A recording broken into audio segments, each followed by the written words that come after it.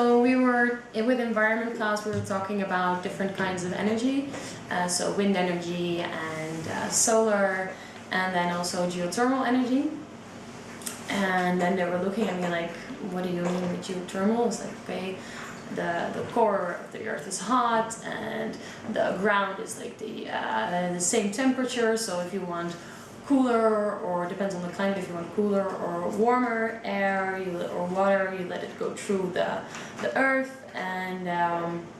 And we were talking about lava, and they were just like looking at me like, "What are you talking about?" So then I said like, the earth is, the crust is out of tectonic plates. And then I lost almost all of them. They were like looking at me like, "What are you talking about? Isn't it just the earth, like the shell?"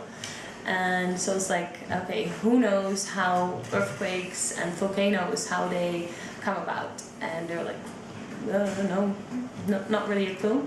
So then I changed the whole lesson. I was like, okay, I tried to explain it also like to draw on the board, but I was like, no, they needed to see it like more visually. So I found a YouTube video that explains it in sort of easy terms how it happens, and how tectonic plates and how they move. And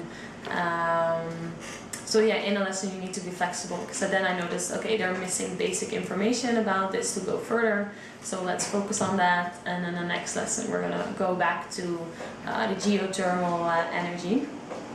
And they were just amazed at them. They were like, oh, so this happens, and this is how volcanoes come about, and new islands are yeah, I mean, the born. whole idea, to be fair, the idea that we're all walking around and underneath our feet is just a giant pool of lava that can come out will freak you out, right? Yeah. And then another lesson was about the sun.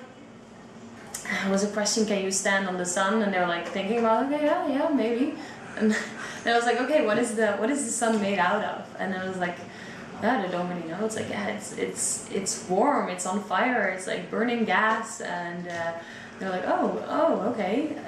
So yeah, you can't stand on it.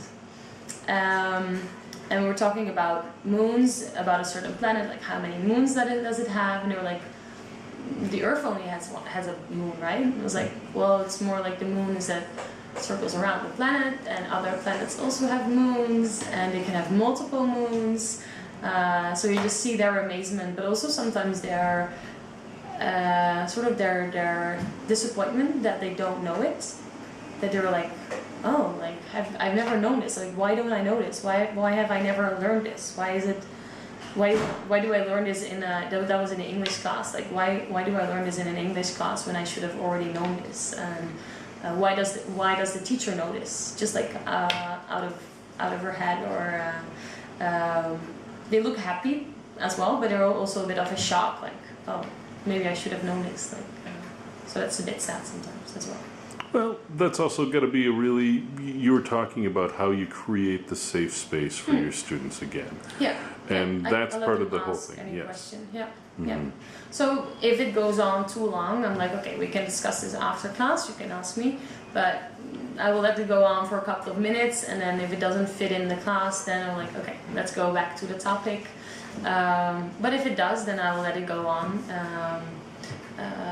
But yeah, it depends on the lesson, and if it's a group discussion or not. Like, sometimes a student just comes to me alone during the class. I'm like, yeah, okay, 1 or 2 minutes is fine, but then I want to focus on the whole class as well, that they learn it as well, or that we continue with the curriculum. Okay. Yeah. Now, we were going to talk about what are some of the things that you've learned since being here that, if you could go back in time, what would you tell yourself to do? What I would do is relax and breathe, and be prepared. Like, prepare your lessons well, put time into it. It will get a lot easier the next term.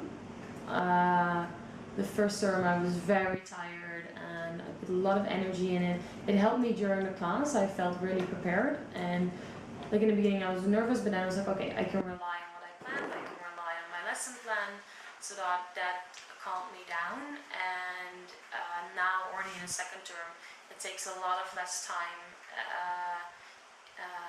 I know the curriculum better, so I have more energy and motivation to make the lessons more fun, like or that it's more active learning. In the first term that was less. So if you are also completely new to teaching, just focus on planning it and that you feel more comfortable in the lessons, and then the next term you can focus more on how you teach and that it's like interactive learning and learn by doing, and less on what you're teaching, like you already know that by then.